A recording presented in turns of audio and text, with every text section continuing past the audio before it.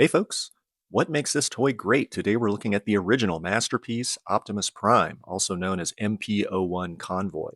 He was released in late 2003 in Japan and kicked off the longest continuously running toy line in Transformers history.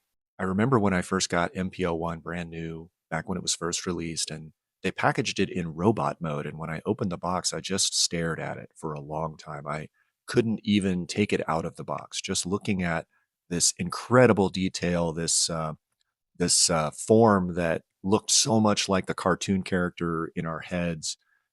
We had never seen anything like it.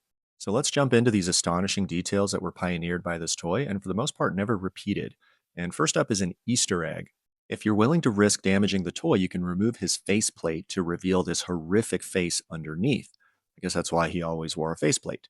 And if you're a Marvel comic reader, you might remember issue number 76, which showed a panel revealing Optimus's face underneath the plate, and it bears some resemblance to this. Now, every Transformers design makes trade offs, and in this case, the truck mode was the trade off, but it's still heavy die cast, beautifully painted, detailed, and from a certain angle, I think it's just about perfect.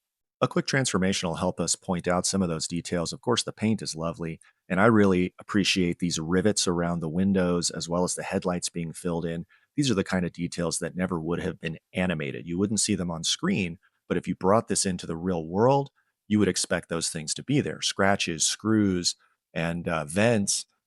Those are the things that I imagined in my mind, and this was representative of the very early Masterpiece aesthetic.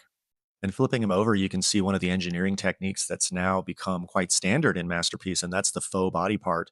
This is an extra grill that's used in his robot mode. And considering how similar the truck grill and the robot grill are, you can tell that the designers were really splitting hairs, and that's a high compliment.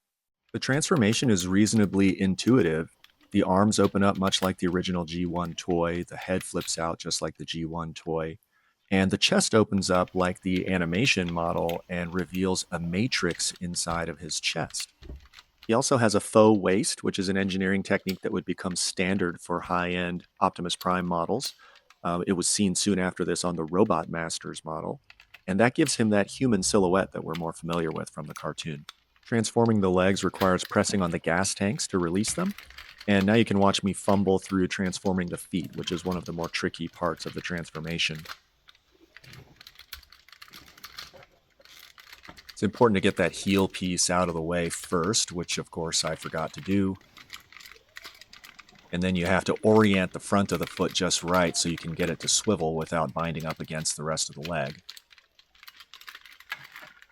That was a little painful. Here are some fun features. The original G1 toy had parts forming fists, which you would promptly lose unless you were clever enough to store them inside of his chest. These are integrated into the forearms, and each forearm has its own built-in iPad showing a FaceTime conversation with Bumblebee on the left arm and Starscream on the right. Now take a close look at the sidewalls of the tires. You see how it says Desert Dog and Formula embossed on the side? This is a throwback to the original G1 toy. Here's a G1 Optimus Prime, and now we'll go close on its tire sidewalls. Same thing.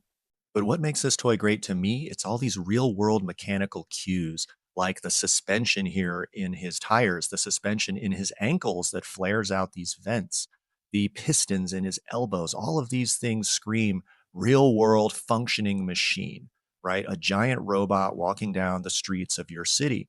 And that was only a feature of the early era of Masterpiece, sometime around 2016.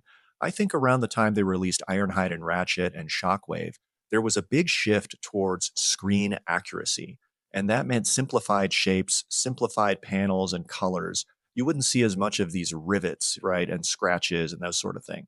So what makes this toy great? This is the one that started a dynasty. The Masterpiece line continues on today. It also laid down patterns of engineering and quality that are still trying to be recaptured in modern designs.